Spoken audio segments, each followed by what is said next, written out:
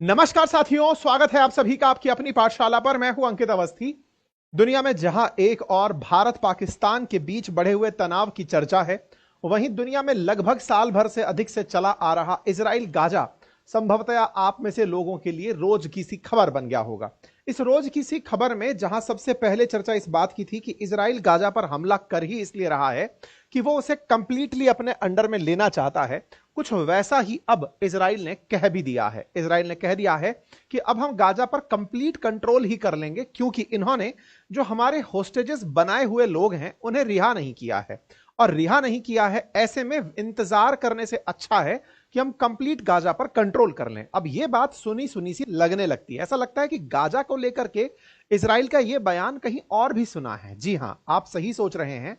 यही same idea Trump का भी था। ट्रंप ने चुनाव जीतते ही इजराइल से कहा था कि गाजा को कंप्लीटली कंट्रोल कर लो और उसे नया शहर बनाकर देते हैं, सबको साफ कर दो, उसे एक बढ़िया सिटी बनाते हैं जहां बढ़िया पार्टी का स्थान होगा, लोग आएंगे और जो लोग पुराने भी हैं उनको भी रहने की मैं जगह दूंगा, लेकिन अपनी कंडीशंस पर। तो ट्रंप का मास्टर प्लान लोगों को अब बड़ा सीरियस लगने भी लगा है। जहां शुरुआत में यूक्रेन को बुलाकर धमकाया गया था तो लग रहा था कि ट्रंप नॉन सीरियस प्रेसिडेंट है, लेकिन यूक्रेन के साथ डील करने में कामयाब होकर जिस तरह से उन्होंने यूक्रेन के मिनरल्स को आजीवन 50% के हिसाब से पा लिया है, यह अपने आप में अमेरिका के और ट्रंप के साहस को और उनकी सूझबूझ को दर्शाता है कि किस तरह से उन्होंने पूरी दुनिया के खिलाफ जाकर यूक्रेन से सौदा कर लिया। बाइडेन रहे होते तो यूक्रेन को डोनेशन ही दिए रहे होते, उससे कुछ मांगे नहीं होते। ये डोनेशन जो दे रखा था उसके बदले हमेशा के लिए इनके आधे रिजर्व मांग लिए। ऐसे में अब इनकी बात को लोग सीरियसली लेने लगे हैं। सीरियसली में गाजा का प्लान जो इनका था, नेतन्याहू को भी लगने लगा कि यार ये बाल प्लान तो एग्जीक्यूट किया जा सकता है। और ऐसे में जब ट्रंप ने यह ऐलान कर दिया हो कि वो अगले हफ्ते मिडिल ईस्ट की यात्रा पर आ रहे हैं, और ऐसे में उनके यात्रा से पहले ही इजराइल का यह कहना कि हम उनके आने पर प्रपोजल रख देंगे कि हम गाजा पर कैसे नियंत्रण करेंगे, इस समय की बड़ी सुर्खी बन जाता है। और इस बड़ी सुर्खी के वजह से ही आप और हम आज के सेशन में हैं। नेतन्याहू के द्वारा ऑल ऑफ गाजा, पूरी तरह से हमें गाजा चाहिए, इसका अनाउंसमेंट कर दिया गया है। और उसका तर्क उनका कहना यह है कि देखो, मिडिल ईस्ट में ट्रंप आएंगे तो उनके लिए हम कुछ तो प्लेटर पर लगें कि सर अब आप आए हो तो ये भी कर ही जाओ, क्योंकि ट्रंप का आना सऊदी अरब के लिए तो बहुत बड़ा मोटिवेशन होगा, क्योंकि सऊदी को इन्होंने पहले ही कहा हुआ था कि हम सबसे पहले तुम्हारे यहां आएंगे। तो ऐसे में यह हो सकता है कि सऊदी बैठकर सऊदी से ही कहलवाएं कि अगर तुम चाहो तो इजराइल को गाजा दे देते हैं, नहीं तो अमेरिका को गाजा दे दो, अमेरिका उसे डेवलप करेगा, इजराइल उसकी टेक केयर करेगा।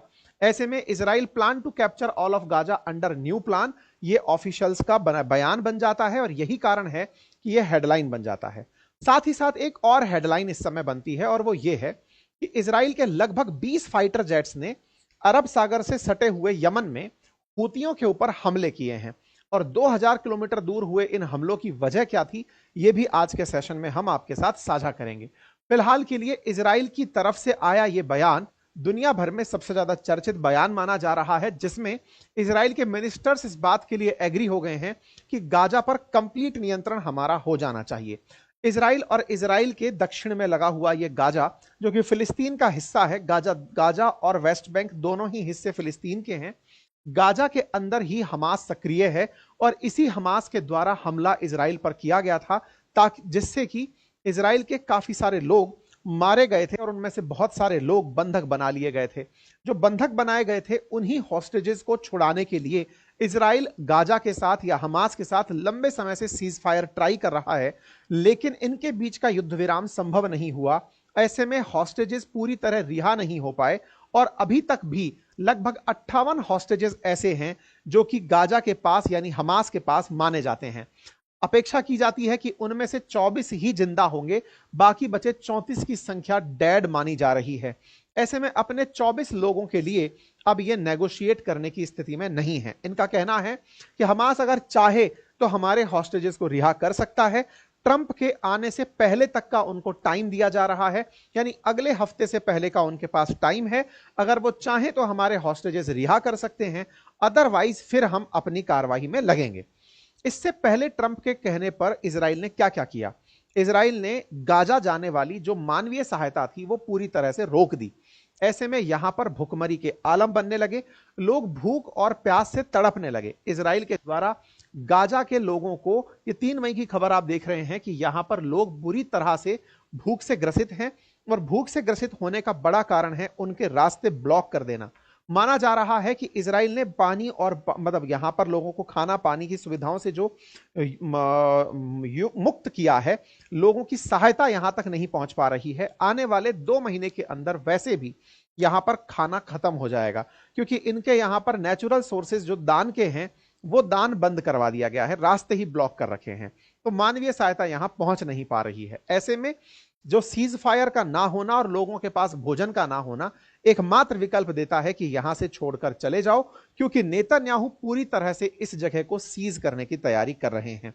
उनका मानना यही है कि हम इस गाजा को पूरी तरह खाली कराते हुए लेकर आएंगे और इसको रीबिल्ड करेंगे, जहां जहां जो भी दिक्कतें होंगी उनको रिजॉल्व करते हुए आगे बढ़ेंगे। यही कारण है कि ये सुर्खियां सब जगह बनने लगती हैं। Occupy and raze Gaza if no deal by Trump visit, 7 दिन का अल्टीमेटम समझा जाए। अगर 7 दिन के अंदर हमास इनके बचे हुए बंधक रिहा नहीं करता तो ये इसे पूरी तरह से साफ करते हुए ले आएंगे। ये बहुत लंबे समय से कहा जा रहा था कि हमास बंधक इसलिए नहीं छोड़ता क्योंकि उन्हें डर है कि बंधक छोड़ते ही इजराइल कब्जा कर लेगा, लेकिन अब हमास के पास बंधक भी हैं, तो भी इजराइल ने अब अनाउंस कर दिया है कि मैं गाजा को अपने पड़ोस में नहीं रहने दूंगा, मैं यहां से पूरी तरह से इसे साफ कर दूंगा। इसके लिए इजराइल ने रिजर्व सैनिकों को बुलाना शुरू कर दिया है।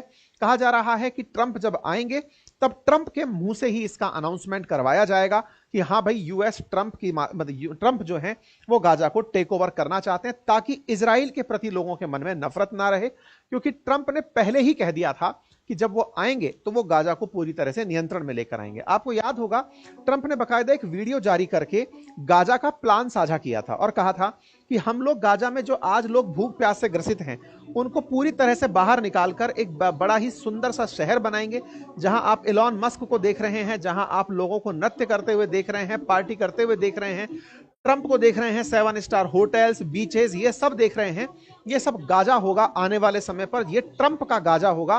ट्रंप इस प्लान को अपने ऑफिशियल अकाउंट से साझा कर चुके हैं कि हम ऐसा कुछ सोचते हैं जब नेतन्याहू और ट्रंप दोनों सी बीच पर विश्राम कर रहे होंगे। आज जहां भुखमरी है वहां पर आने वाले दिनों में बड़ा आराम होगा। ट्रंप का यह विजन है और लगातार वो इस विजन को जारी करते हुए आ रहे हैं। इसका मतलब यह भी हो रहा है कि इजराइल गाजा पर नियंत्रण नहीं करेगा, इजराइल गाजा को अमेरिका को निकाल कर दे देगा कि लीजिए आप ही इसे विकसित करिए।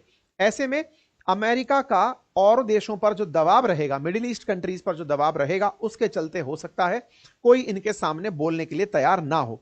दूसरी जो अपडेट है वो क्या है? दूसरी अपडेट है इजराइल ने अभी यमन के अंदर बमबारी की है, लेकिन इस बॉम्बिंग के पीछे का कारण बताया गया कि यमन के हूतियों ने परसों यमन से एक मिसाइल दागी जो कि इजराइल के एक मेन एयरपोर्ट पर जाकर के गिरी, एयरपोर्ट के बिल्कुल नजदीक तेल अवीव के पास जाकर गिरी। इसका बदला लेने के लिए इजराइल ने हूतियों को निशाना बनाते हुए 2000 किलोमीटर तक 20 इजरायली वायुसेना के लड़ाकू विमानों को भेजा और इजराइल की इस बमबारी में यमन के अंदर कुछ ऐसे नजारे देखने को मिले, सब तरफ धुआं ही धुआं और आग लगी हुई नजर आने लगी। इसका मतलब यमन तक को भी टारगेट किया जा रहा है। अब ये चूंकि हूती जो हैं, इनको जो समर्थन है वो ईरान का है, तो ऐसे में ईरान को फिर से धमकाया गया है अमेरिका और इजराइल के द्वारा कि अगर तुमने लगातार इन्हें सपोर्ट किया, इनके द्वारा चलाई गई मिसाइल जैसे हम तक आई है, चूंकि वो तुमने ही बना के दी है, अगर हमें अपनी जांच में ये पाया गया कि ईरान ने ये मदद की है तो हम तुम्हें भी नहीं बख्शेंगे। ऐसे में नेतन्याहू बकायदा वॉर रूम में बैठ करके इस पूरे युद्ध के लाइव अपडेट ले रहे हैं और ट्रंप को सही ठहरा रहे हैं कि ईरान के बिना हूती कुछ नहीं कर सकते और अगर ईरान इसके लिए जिम्मेदार होगा तो हम उसका पूरी तरह से बदला लेंगे। इस पर ईरान ने क्या कहा? ईरान ने कहा है कि अगर हम पर हमला होता है, चाहे वो अमेरिका करे या इजराइल करे, हम उसका बदला लेंगे। अब देखना यह होगा कि ट्रंप के आगमन से पहले कौन कौन से वार फ्रंट इजराइल द्वारा खोल दिए जाते हैं, गाजा के साथ, यमन के साथ, ईरान के साथ, इन सब का समाधान ट्रंप आकर कैसे करते हैं, यह अपने आप में मिडिल ईस्ट का एक मेजर डेवलपमेंट होगा। फिलहाल के लिए जानकारी में इतना ही। अगेन जो कोई जानकारी होगी आप लोगों के साथ साझा की जाएगी। चैनल पर नए हैं तो सब्सक्राइब कर लीजिए, साथियों के साथ सेशन साझा कर दीजिए। यदि मेरे साथ जुड़कर हिस्ट्री, ज्योग्राफी, पॉलिटी, इकोनॉमी पढ़ना चाहते हैं तो कंप्लीट बैच बातें बाजार अपनी पाठशाला एप्लीकेशन पर उपलब्ध है। आप उसे एक्सेस कर सकते हैं। मेरे हैंड रिटन नोट्स आपके घर पर पहुंचने के लिए उपलब्ध हैं, आप उन्हें भी एक्सेस कर सकते हैं। Thank you so much.